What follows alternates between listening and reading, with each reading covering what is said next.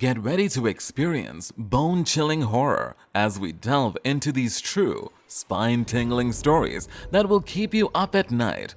From a mysterious forest stalker to a creepy encounter on a desolate highway, these tales are not for the faint of heart. Hit that subscribe button and join us on this eerie journey into the unknown.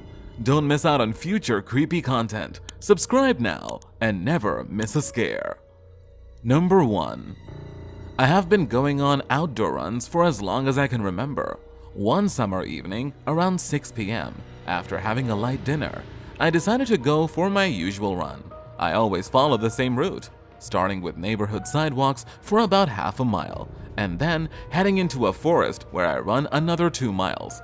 In the forest, there are 2 paths, one paved and the other unpaved. I usually take the scenic unpaved path on my way in, and then I switch to the paved path when I turn around to head back. These forest paths are not well known, so they are usually not crowded. I rarely encounter other people during my runs, except for occasional dog walkers or some passers-by, so I often run alone. However, during one of my runs in the forest, I heard a notification sound from my phone. It wasn't a text message, but an airdrop notification. This startled me because it meant someone had to be close by to send it.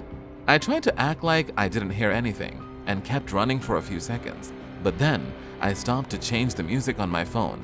In reality, I was checking the notification and felt my heart sink as I saw what it was.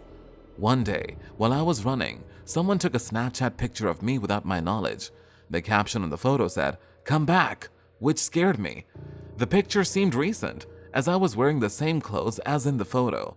I could tell that the person who took the picture was hiding in the bushes. Feeling uneasy, I put my phone away and started running as fast as I could.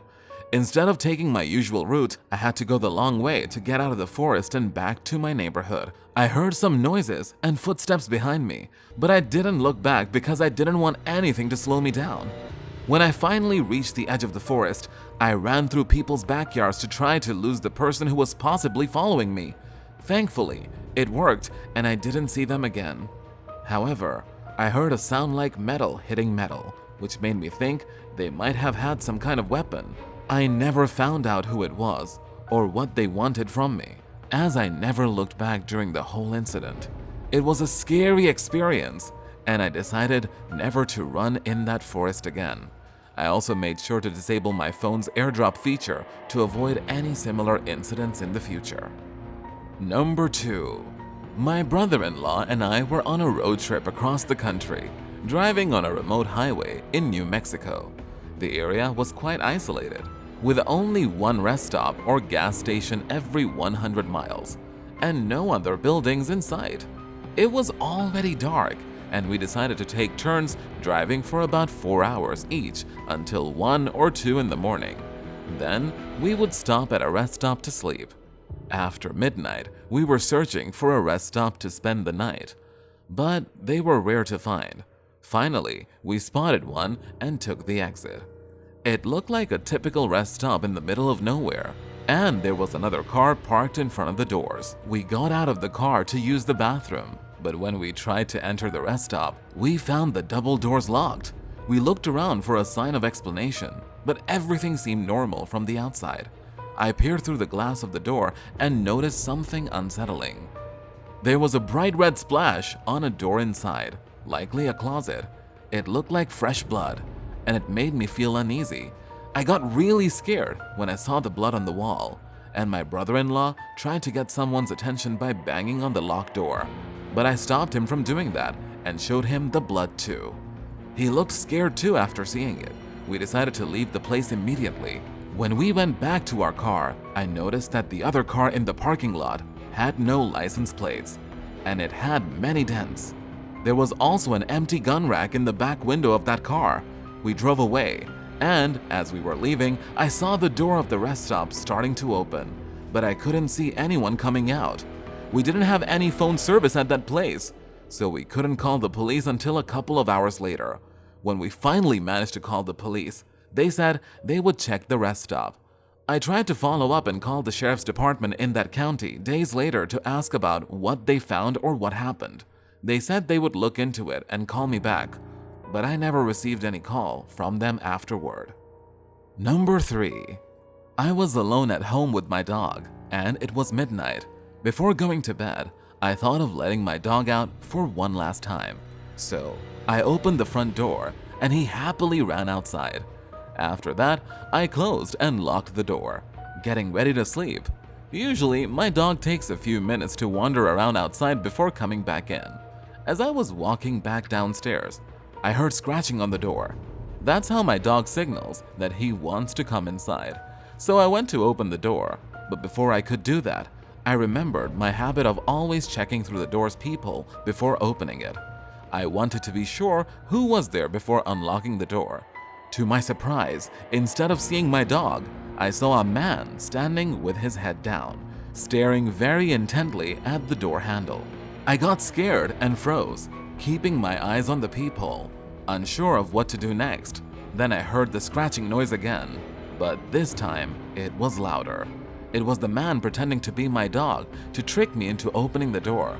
I was worried about my dog's safety, but I didn't know if the police would take me seriously if I called them. Still, I wanted to do something, so I tried to take a picture of the man with my phone to make a report. Unfortunately, my phone's camera wasn't good enough to capture anything clear through the glass. Suddenly, the man lifted up his shirt and revealed a knife. He started trying to pick on the lock on the door. This went on for about a minute until my dog finally noticed the man and began barking. Even though my dog is not very big, his deep bark, combined with the darkness, making it hard for the man to see him clearly, scared the man away. He ran off, and my dog took his place at the front door. I quickly opened the door and let my dog back inside to make sure he was safe. Number 4. This incident happened a while ago on a remote road surrounded by a dense forest. After the scary encounter, I unlocked all the car doors and checked my phone. It was 3 a.m. Since there was no phone service, I decided to turn back and drive until I got a signal. It took me 2 hours to reach a place where I could use my phone. I couldn't see the man's face during the incident, and I still don't know who he was. I wonder if he was just trying to steal the car without knowing that I was sleeping in the back. It's strange that he didn't notice me, but part of me is worried that it could have been an attempted abduction. The whole experience left me feeling uneasy and concerned. Number 5. When I was in my early 20s, I used Tinder a lot to meet people. Sometimes things didn't work out, and I would get stood up. But then I matched with a girl who lived really close to me, just a couple of miles away. I thought her profile was new because the app was showing me matches from far away. We chatted for a day and decided to go out for dinner that evening. I planned to pick her up, and we would go from there. I set my GPS to the address she gave me, which was an apartment complex. When I arrived, I texted her to ask which apartment was hers.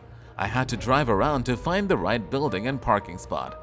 As I walked towards her building, I looked at her profile again to remember what she looked like.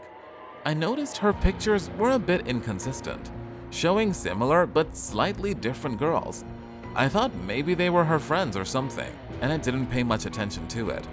When I reached her apartment door, I was surprised to find it unlocked and slightly open. I was about to knock when I heard a man's voice from inside whispering, "Be quiet, he's coming up to the door." My gut told me to leave, and I felt something wasn't right. So I quickly ran back to my car and drove away. Later, I checked my phone and saw 2 new notifications from the Tinder account. One message said, "I saw you, where'd you go?" And the other said, "Come back." I ignored these messages, but before going to bed, I received another text from the account, which said, "We got your license plate number." That scared me a lot, so I immediately deleted the Tinder app. So that's it for today.